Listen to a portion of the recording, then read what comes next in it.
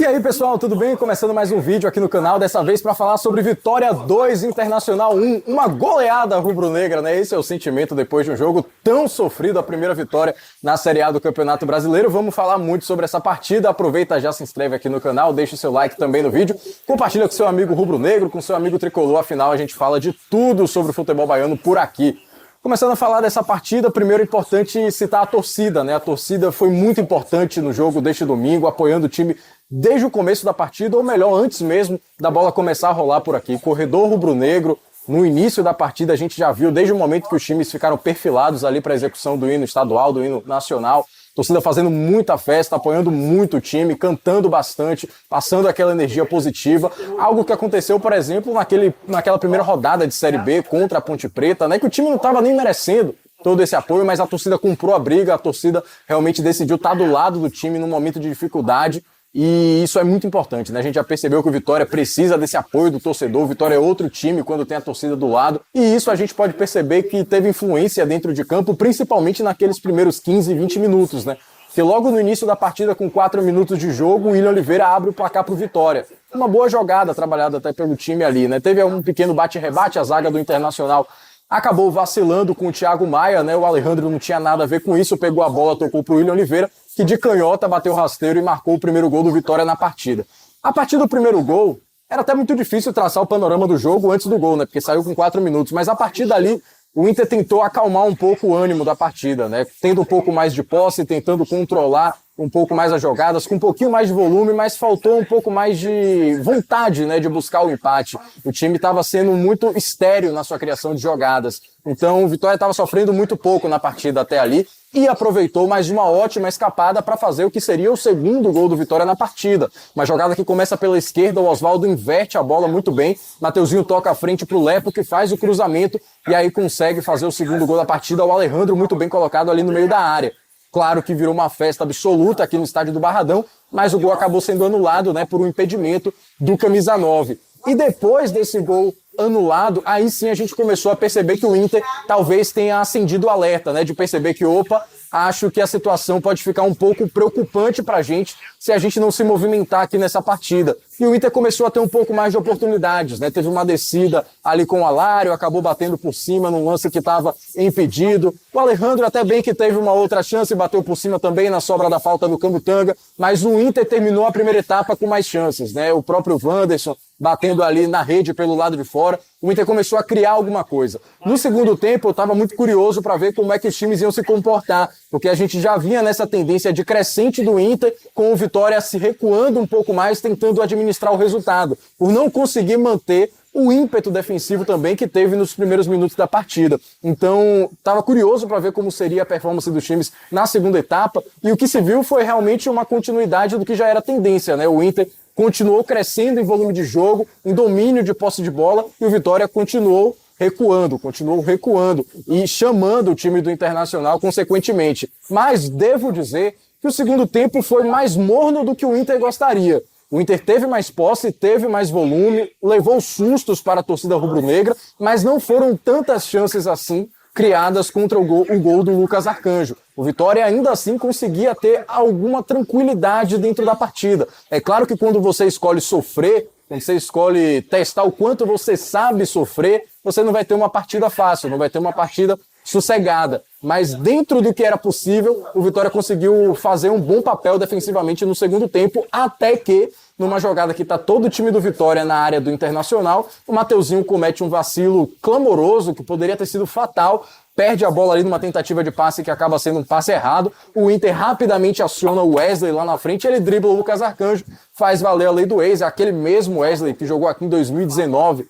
se não me engano, pelo Vitória, marca o gol de empate. E nesse momento a gente vê toda a frustração do torcedor, que já estava há 11 partidas sem ver seu time ganhar, aflorar mais uma vez aqui no estádio do Barradão. Alguns começaram a ensaiar, deixar o estádio. Mateuzinho começou a ser alvo de vaias, ele tocava na bola, a torcida vaiava, qualquer que seja a jogada dele. Então a gente começava a ver a situação delicada mais uma vez, de que, poxa, a vitória estava tão fácil, a vitória estava tão encaminhada, estava nas mãos e deixou escapar dessa forma. Parecia mais um duríssimo baque para esse Vitória, um duríssimo baque para o Thiago Carpini, até que o Vitória tenta o abafa, né? Vai para cima da forma que dá. O time já não tinha mais tanta técnica, né? Foi mais no coração ali nos minutos finais, buscando uma oportunidade de qualquer maneira. E foi recompensado por isso, né? Dentro da grande área, depois de um escanteio, teve aquele tumulto. O William Oliveira acabou indo para o chão e a torcida já fez aquele clamor pela revisão no árbitro de vídeo. O árbitro bem que demorou até para ir à cabine, mas foi até o monitor, olhou a jogada, perdeu 2 minutinhos ali, vendo o lance direito, vendo o lance com calma e marcou a penalidade em favor do Vitória. E aí mais uma grande dúvida, né? Quem bate essa cobrança? Quem vai ter o culhão, né, se assim podemos chamar, para bater um pênalti tão decisivo? Chegou o Luiz Adriano para a bola, muita gente reclamando, é claro, o Luiz Adriano não vive um dos melhores momentos de sua carreira aqui em Salvador, com a camisa do Vitória. O Zé Hugo pegou a bola também tem algumas ressalvas da torcida, a torcida reclamou também.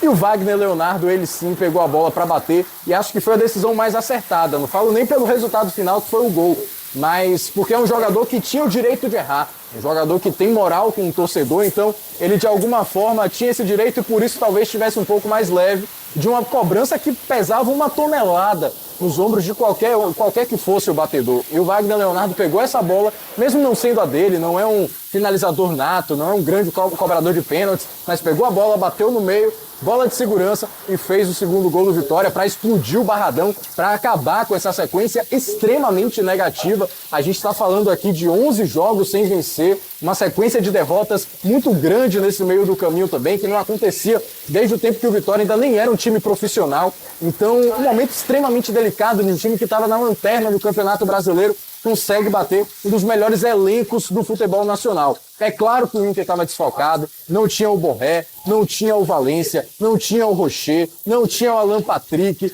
tinha desfalques importantes, o Inter não era aquele Inter, mas o Vitória não tem nada a ver com isso. A camisa do Inter continua sendo pesada, como sempre é, continua sendo um time muito forte, apesar dos desfalques, e o Vitória conseguiu superar tudo isso. Primeiro, no primeiro momento, levado pela torcida, a ter um ímpeto ofensivo logo de cara, a buscar o gol logo de cara, a mostrar quem manda no Barradão nos primeiros minutos, deu resultado, poderia ter dado até mais, não fossem alguns poucos centímetros de irregularidade do Alejandro, e depois, com muita constância, com muita razão no momento defensivo, com muita assertividade no momento defensivo, quando o Thiago Carpini decidiu recuar a equipe. Daqui eu tenho destaques para o William Oliveira, que marca pela segunda partida seguida. É um jogador que vem crescendo sob o comando do Thiago Carpini, e não só no sentido de ter marcado mais gols, mas ele está aparecendo mais na partida. Já era um jogador que eu gostava na época de Condé, mas acho que ele fazia um papel mais escondido, né? Talvez um pouco mais fantasma dentro dos jogos, e com o Carpini ele está aparecendo mais, sendo mais decisivo na criação, nos desarmes, também na conclusão de jogadas, né? Os 2 gols não me deixam mentir. Destaque para o Wagner Leonardo, que teve a coragem de bater esse pênalti, que fez o gol, independente de ter batido bola de segurança, fez o gol também. E é claro que o Mateuzinho fica com uma nota triste dessa noite, né? Porque acabou dando o gol para o Internacional naquele lance, não vem fazendo grandes exibições, né? Contra o Juventude perdeu um gol clamoroso também, a torcida já começou a vaiar o camisa 30, então fica aí a nota negativa da noite para o Mateuzinho, né? Quem sabe ele consiga recuperar seu melhor momento com a camisa do Vitória, porque já mostrou que pode ser um jogador importantíssimo, mas sob o comando do Thiago Carpini ainda não apareceu tudo aquilo que podia. E o Alejandro, pouco a pouco, também parece estar recuperando sua melhor fase, parece que está voltando aos eixos, né? Claro que ainda não conseguiu trazer sua veia goleadora aqui para o Barradão, passa muitos jogos em branco, mas ajuda a construir, batalha, volta para brigar por bola. É um jogador muito voluntarioso e o Vitória precisa disso hoje. Jogador que se entregue. E não só o jogador que se entregue, mas a torcida se entregue também.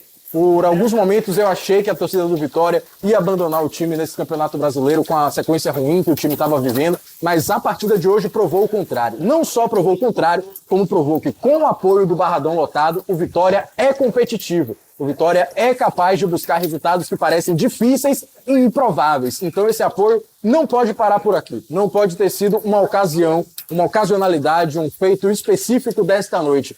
Tem que se manter. O Vitória tem que fazer valer também, tem que fazer por merecer o apoio dessa torcida. Então, contra o Atlético Mineiro, é claro que ninguém aqui vai cobrar uma vitória contra o Atlético Mineiro, um jogo difícil como é. A situação é delicada, mas o Vitória tem que ser, acima de tudo, competitivo. Vitória tem que ser um adversário encardido, como era de se esperar no início do campeonato, depois do título baiano, que o Vitória ia encardir as partidas para qualquer adversário. E a expectativa é essa, que jogue duro, que mostre suor, que sangue usando a camisa do Vitória.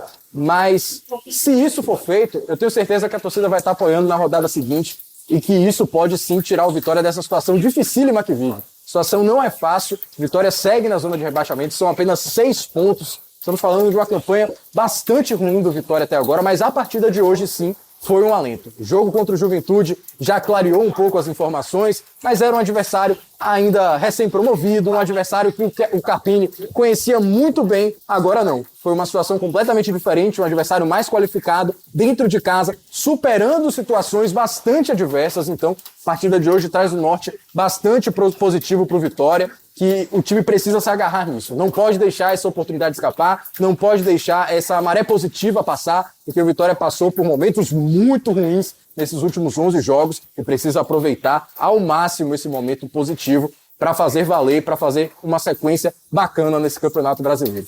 Mas é isso, meus amigos, a gente volta com mais análises de jogos aí, quem sabe do Bahia também. Se eu conseguir assistir esse jogo contra o Criciúma, também os jogos do Vitória, aproveita, deixa o like aqui no vídeo, se inscreve no canal, compartilha com seu amigo rubro-negro, com seu amigo tricolor também, que aqui a gente fala de tudo sobre o futebol baiano.